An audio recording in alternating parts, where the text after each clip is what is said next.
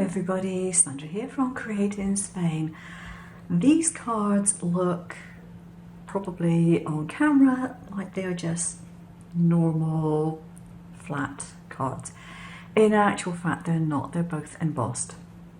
This one has got a very shallow emboss or deboss. When you run your finger over you can feel the design on here. So if you do have someone who is suffering from eye problems, this is a nice idea because they can feel the card as well as possibly see it if they still have some sight left. This one is a much deeper emboss. Now, the difference being, largely, this is a very thin card. All right, it is just about card. It's almost a paper. And this can't be embossed really heavily because it just won't take that kind of pressure. This card is approximately 250 GSM. It is the sort of stuff that I would quite often use for a card base. I can't tell you exactly which card it is because it's just an offcut in my stash.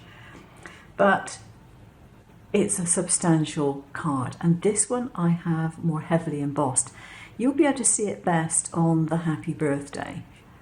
If I turn it like that, you can see how deep that embossing is. And it is that deep elsewhere. It's just because of the colouring on here, you can't easily see it. It shows up better without the colour on it. So what I wanted to go over is how you can get this effect without doing anything by hand and doing it on a machine, get it done in 3 easy steps. Now, in order to do this, you want to start off with a drawn design in your computer software. So in this case, I've drawn an elephant and some strings and some balloons and some hearts. And I've made that into a cut file, which I have just drawn. And I've drawn it by putting a pen in my cutting machine, my brother ScanNCut as it happens, but you can do it on any other machine. And I have just drawn it with a pen in a silver pen. And that is the very, very first step. But what you want to do when you're making this file, you want to make sure that you have a cut border around your design. And you want to duplicate this design so that you have 3 of them. And this makes it less likely for you to make any mistakes later on. So the first one is just a drawing layer. So you can do that, put that on your machine, do it, cut out the edge, done, okay? The next one you want to cut out is a cut layer. So you want to decide which bits of your design you want to cut. Now in this particular case, I wanted a line outside of those balloons, so I put my balloons all together and combined it so that I got an offset. So I got a line, not an offset, I got a line around them, okay. And I wanted to cut around or emboss around the elephant, so I put that in. And I wanted to emboss the hearts, so I put that in. So what I ended up with is this. So I have my elements here. Now, the secret to doing this, when you have designed your cut file, you notice that goes directly over there, it fits perfectly. You rotate it and you put it down on your cutting machine to cut that way. Okay. Because if you do not bother to rotate it, you will not be able to emboss it afterwards. It needs to go down this way. Now, when you have finished cutting this out, do not remove it from the mat. Keep it exactly in place. Now, the other thing that you need to do with your last version is you take the file which has created this and you do an interior offset on it of 1.25 mil offset. Okay, you don't want to do it too close and you don't want to do it too far away. If you want to, you can actually do this double.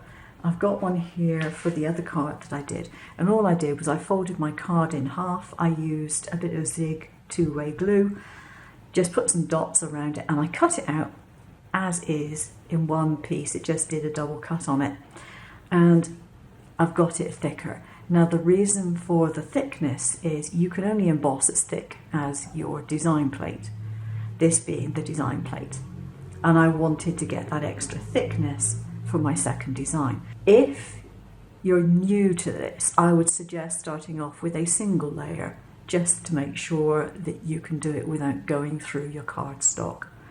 But the double layer gives you a really heavy emboss and is really nice. So you've cut this out, you've left it on your mat, and then all you do is you physically take your drawn item, turn it upside down, tape this to your mat. Even if it's stuck there, put some tape on the edges just to make sure it doesn't move.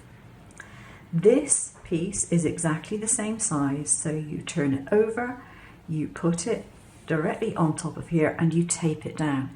You then put an embossing tool in your machine and you let it go to work embossing, and it will emboss the two lines this time that you've done. The outer line and another inner line. Now the reason for doing the two is I find it gives a better result. You can experiment, you can see, what you like to do, whether you just want to do the one or the two. I think that it just gives a better result. And in some designs, if it's bigger, you can go with a bigger offset and you can actually get a beveled effect. So when you've done that, you simply take it all off and you can turn it over and you have this, but without the colouring on it. Now the nice thing is you can actually cheat on the colouring as well, because if you turn this over, put it directly over your design, it acts like a stencil. So you can go in with a brush like I've done for the elephant, or you can use markers, which I've done on the balloons, but for the elephant and all these hearts, I just used a brush, as you can see from the marks around the stencil, which is effectively what it becomes. So you end up with a stencil that you can use for other purposes if you wish, and you end up with a coloured design that you haven't had to hand draw. And it has the outline already drawn in it very accurately by your machine.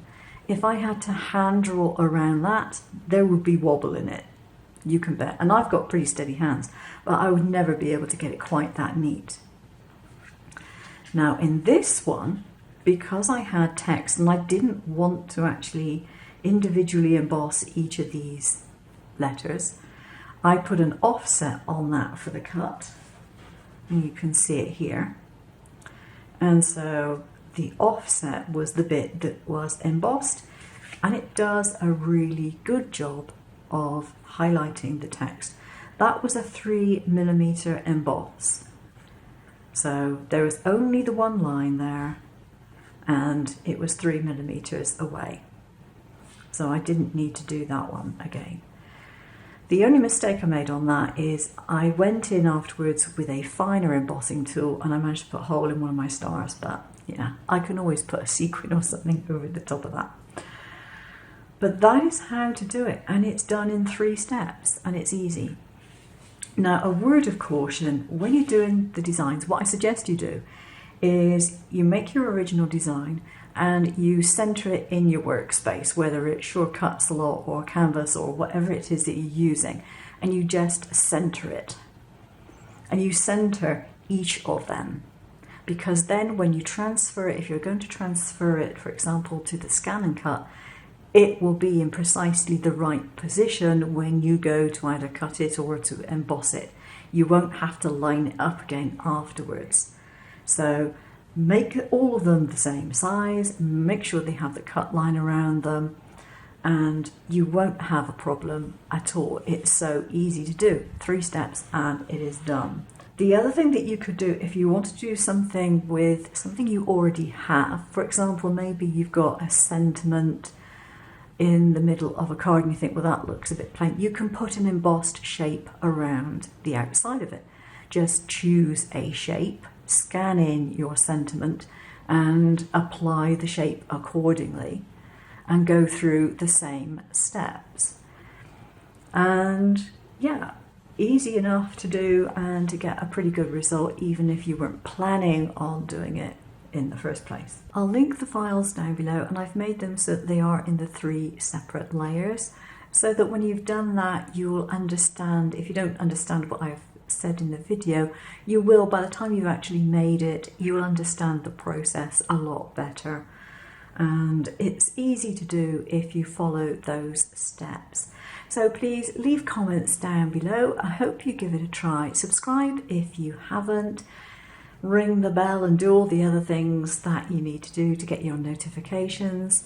I do videos generally on Wednesdays and Sundays, and I'll see you again soon. I'll leave you with a couple more videos to have a look at. Take care now.